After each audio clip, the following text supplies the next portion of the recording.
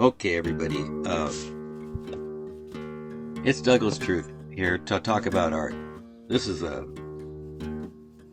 Clench Clench number one.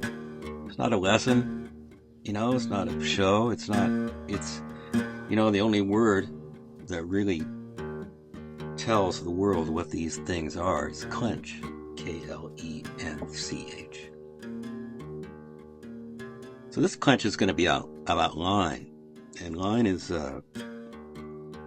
what's the first thing you do with art? Basically, even if you're using a pastel or a big wet sponge, it's a line, right? That's where we got to start, and it's and serendipitously, and this is why art is such a big deal in my opinion. Serendipitously, uh, line is in a certain way the we'll picture this white square 6-inch paper. It's 300 GSM, grams per square meter. Picture this piece of white paper as that's the world, and like that's where you are. It's just bright white light. That's all there is. That is fairly intolerable, I'd say. That's way too much to handle, even though that might be the real state of affairs. Who knows? Uh, and so, what do we got to do, right? Well, first, we have to make a boundary around things, right? We have to just decisively say, this is the edge of the universe for now. Nothing's written in stone. It is written in black pen on a white paper. It's not written in stone. So anyway, we'll draw a boundary. And if you're going to follow along, you just, it's about half an inch, just about a half an inch. Nothing exact here, except for the Planck-Heisenberg plateau.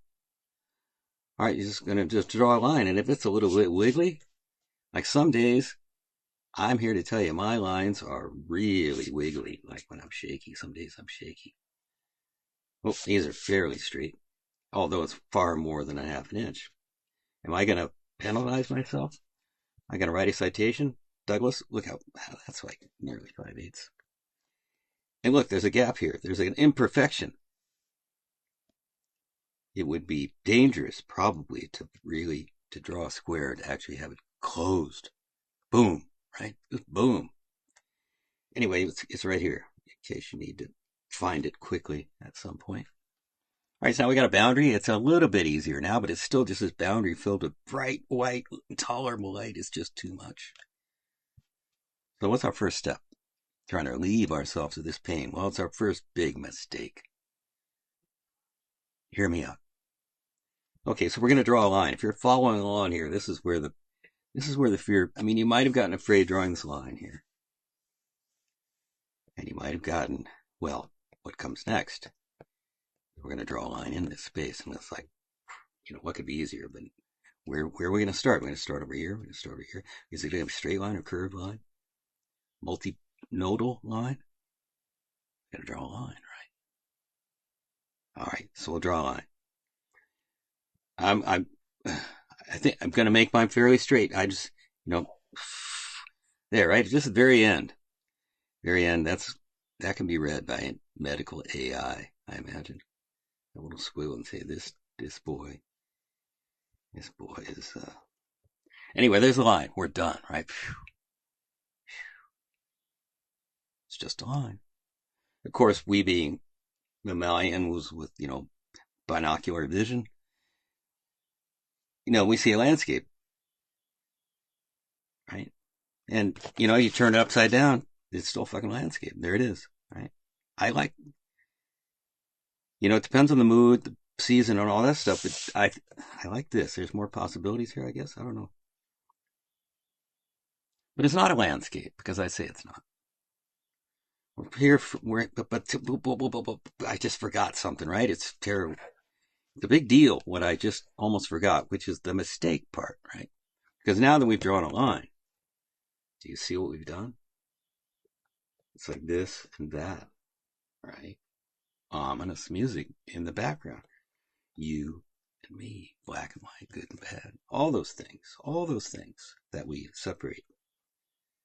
See, that's what I mean by big mistake, right? Huh? But it's unavoidable. If you wanna have a world to live in, it's a mistake that we must live with. I mean, it's part of the fabric of it. You and me. I mean, how is I'm going to speak frankly here from my own perspective.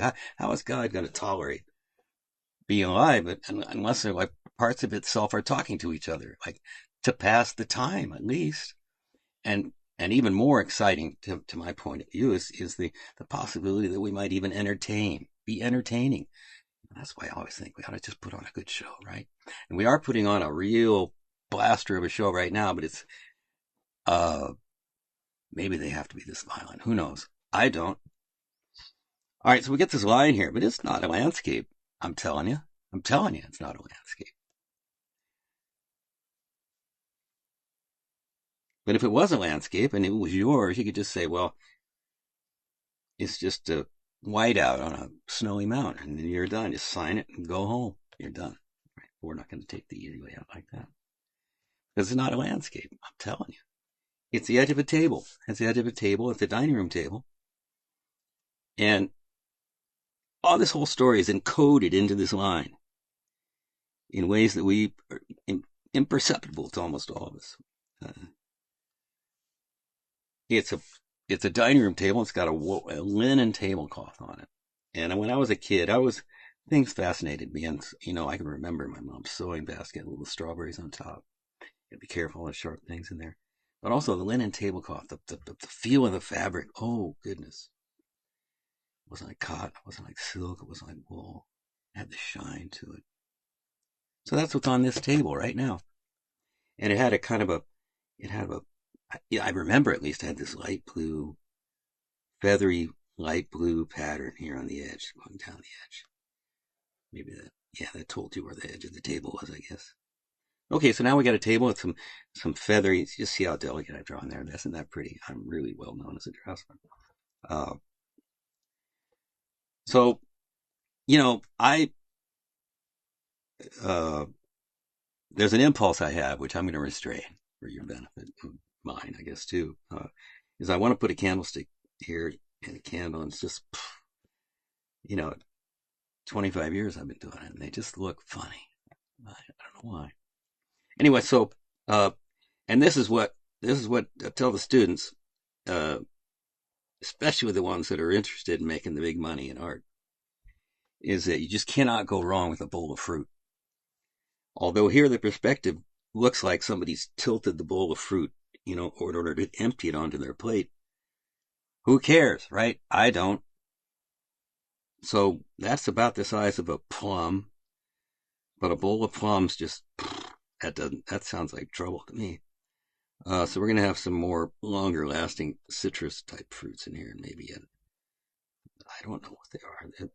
That could be an apple, but they're all too round. They've got to be citrus fruits because they're just so beautifully round, right? And there again, you're not. If you say, okay, what I've got in mind is a bowl of citrus fruit, you've just given yourself you let yourself off many hooks of, apples have those dimples and leaves on them. Forget about it. We're going to keep the universe simple. All right. So, wait a second. I got to check this out. What's going on here? Yeah, we're okay. I have given so many. I've given some of my very, very best performances, Jeff yourself especially, in front of a camera that wasn't turned on, or and this is, or like in the car. I mean, when I'm doing in the car driving east or west across this great country of ours, I would rehearse in the car because what else, right? Sometimes there weren't any like AM radio Southern Baptist screaming preachers. I love those guys, because you get some style from them. You can learn a lot of stylistic things, right? Right. What about driving coast to coast? Best performances. No one heard it. No one heard it but me and my my masters. Some artists would say muse as if the muse is there to serve them. Mm-mm. Say no more. Say no more. All right, so we got the table, bowl of fruit. What else? Well, I love lemons because it's an opportunity to put on that pure yellow right out of the jar, right out of the can. And they're easy. And it's like this is a level of detail I'm very comfortable with. Just a little dimple on the end and just going to do a little thing on the end there too. What do we got? We need a chair, right? Chairs. How many chairs have I painted? I don't know. Incalculable. This, incongruously perhaps, but it's a universe, like the dream. Anything can happen in a dream. It's one of those shiny plastic yellow puffy chairs with remember the shiny rivets, or maybe like a chrome plated upholstery nails or whatever they were there, going around the edge, and it was shiny yellow with little streaks of gray plastic, white plastic, easy to clean. And then not shown in this picture, way down here are the chrome kind of rusty spot. It's like, but just a tiny bit, right? Just a tiny bit. On the chrome legs with the rubber shoes on them. On them, probably, no, it's not a linoleum floor because the dining room table, so it's got to be a little oak wood floor. So, okay, let's do that. But what is else before? This is a mistake I often do. I don't think ahead in painting or anywhere else, really. And then the hassock out here. A hassock, you say? What's the dining room table? And they put the leaves in it and spread it out and move the furniture back, but the hassock is still here. I don't know why. I don't know why the cat's not on it at this point either. The cat will probably get on there at some point. Okay, hassock. Well, as long as we got the hassock, right? All right. The chair. And I'm just winging it here, people. This is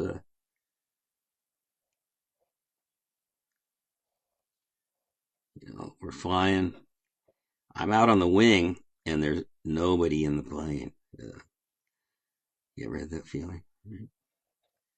There's many, many mansions in this chair. Yeah, that's the way I'd put it. Yeah, well, back in the back, we got a stack of 3 books back here that are holding up that corner of the chair. We do what we can, right? And then the stuff at the bottom of the wall, whatever you call that stuff. I'm getting old. The words just run away. The words run away like children down the alley screaming and laughing. You can't catch us. All right, so they're here as the space becomes warm. It's not full by any means, right? But as we're getting close to the edge, the anxiety has a possibly tear away its weight. You never know. It could be. Here it is. It says here. Here's what is. It's too ambiguous. By the way, I've got EULA written down here, and I want to go to that. This is an important part to go over right now. That's the end user licensing agreement. And this is for when you're born, right? This is when you're born. You sign it, and it's like, well, the thing is too long. It's too long to read. It's way, way, way too long to read for anybody, really. And so, for your convenience, it is pre-signed. Besides, you're busy howling and shit like that, screaming and having stuff wiped off of you and getting slapped in the butt, whatever, right? But you're not interested in signing anything. You say, sure, just check the box. Move on. Who's got the time?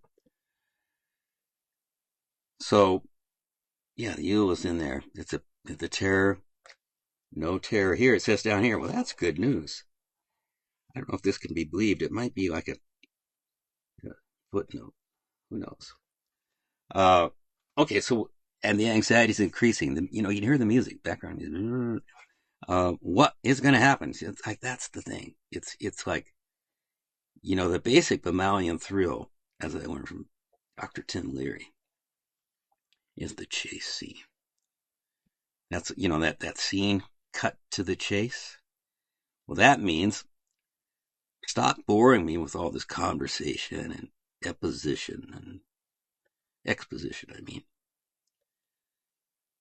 cut to the chase, right? That's what I'm here to see.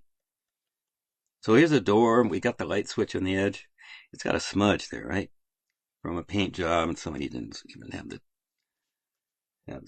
decency to just wipe that little bit of slightly off chalky green paint. Out here, you can see through the door is the shed or the garage. I think a shed is better because I don't want a car in there. And it's got siding, wood siding, and it's chalky whitish blue, which I think is a very appealing color. I'll put just a tiny bit of trim there. Why not, right? It's my shed. There's a bush here with some absolutely circular flowers on it. They're very cooperative. One, maybe just one half there. Show we got some range. Now, by the way, I want to tell you what's going on here in the garage because it's all coated in line, as I said before. God is out here puttering. It's a warm summer day. And there's a bench kind of built into the wall with 2x4s, and they're not actually 2x4s, right? They're old. The wood is so old that these things are gigantic. They look like they're actually 2x4 in measure, right? So he's out there sorting washers and screws and nuts and bolts and so forth into the Maxwell House coffee cans, and there's some other brands there too, but mostly Maxwell House. And there's saws and hanging on the wall and a bunch of rubber belts, fan belts from things that he doesn't own anymore, but are somewhere in the universe, but it takes more energy to find them than it's worth and so forth. It's all very mathematical at that level. What I'm doing here is I went at it impulsively, right? And I'm already regretting it. This is like, what is this, a wheel of a truck? No, it can't be. It'll have to be something else. My intentions will only go so far. I can't push it now. It's like, that's not a black tire with a shiny hubcap. No way. All right, so then we need a horizon. We're desperate. Did you feel it yet? You feel a longing for a horizon yet? Well, here you go. Boom. Now we can all relax. There's a few trees way out in the distance because the farther away they are, the easier it is to paint them. I'm telling you, kids, I'm just telling you the way to make big bucks in the art game. The chalky colors are good too. So what do we got here? We got this blank wall. We just moved in or what? Well, we got a fine dining room table with a linen table. So it must be Thanksgiving or something like that. It's summer, the door's open, not Thanksgiving, or maybe we're down south somewhere. Or, California. Okay, now see, this wicked impulse in me, just like it was going to go fairly realistic, and then I just put this Quaker Oats hat on here. And it's like, why? Why did you do that? There it is. It's like, why would somebody put that on their wall? That's my question. Maybe it's a relative. Maybe a relative painted it and they have to. All right. Now see, I'm a little anxiety here. Me, even it's my universe, and start to worry. What am I going to do here? Well, when in doubt, put a window in there, right? I mean, it's very likely that there will be a window here. Am I wrong? Oh, not wrong. So it's fun to draw, like in the old days when they put all that wood stuff on there. It's like fun to draw that. It's like, oh, just put another line on there. Extend that out there a little bit. There probably was one. In all truth, if this is like from the 30s or 40s or something, why not one down here too? Just a little bit extra. Just to make sure. And then see, for me, these windowsills are tremendously inviting. It's just like, come on, put something on there, how about a big kabocha squash? Wouldn't you put that out there in your inner living room picture window? I would.